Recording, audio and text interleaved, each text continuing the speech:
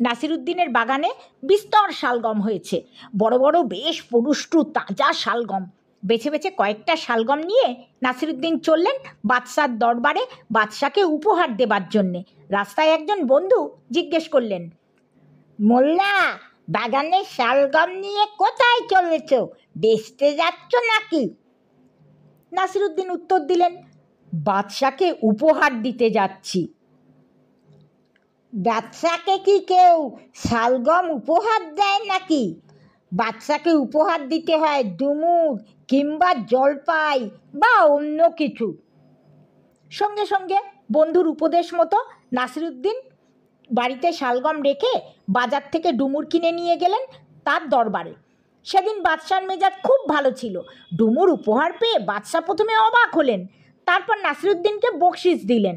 কয়েকদিন পর নাসিরুদ্দিন বাজার থেকে বেশ ভালো পছন্দসই কিছু কমলালেবু কিনে নিয়ে গেলেন বাদশার দরবারে। বাদশার মেজাজ সেদিন খুব খারাপ ছিল। তিনি কমলালেবু উপহার পেয়ে রেগে গিয়ে টুকরি থেকে প্রত্যেকটা কমলালেবু নাসিরুদ্দিনের মুখে ছুঁড়ে ছুঁড়ে মারতে লাগলেন। ফিরতি পথে নাসিরুদ্দিন নিজের মুখে হাত বুলোতে বুলোতে বললেন, লোকে কি আর সাধে বাদশাকে ডুমুর বা জলপাই উপহার দেয়? ভাগ্যিস আজ আমি বাদশার জন্য বড় বড় শক্ত শালগম উপহার নিয়ে আসিনি, তা হলেই আজ কপাল না খুলে কপাল ফুলে ঢোল হয়ে যেত।